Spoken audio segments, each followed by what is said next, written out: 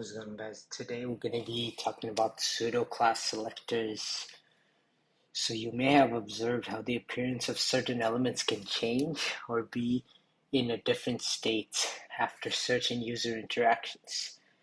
For instance, when you click on an input element and a blue border is added showing that it's in focus, when you click on a blue anchor link to visit another page, but when you return the link's text is purple. So when you're filling out a form and the submit button is grayed out and disabled, but when all the fields have been filled out, the button has a color showing that it's active. These are all examples of pseudo class selectors in action.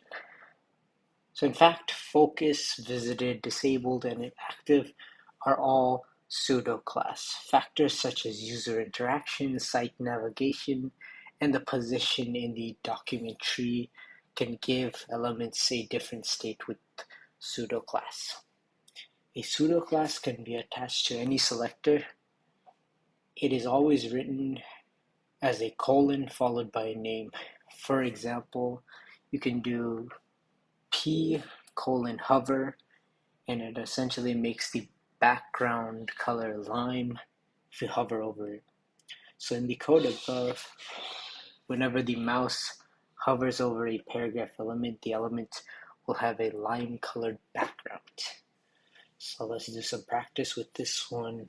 So add a rule set to the end of the style.css. Okay, that selects the anchor element. Leave the decoration empty. Next, add a hover pseudo selector. So we'll do hover. And then add the line. Okay, so when we hover, we're going to make the color dark orange. There you go. And then now when you hover over the mouse from the learn more text right here, it should be a different color. Let's test it out. That is so cool. I cannot lie. That's actually pretty nice. I like it. So yeah, that was pseudo class selectors. So essentially, you can make this when you have an action on the website, it's going to respond accordingly. So we're making our website slowly but surely more interactive, and it's about to get a lot more fun. So if you did enjoy this, please consider subscribing, and I'll see you in the next one.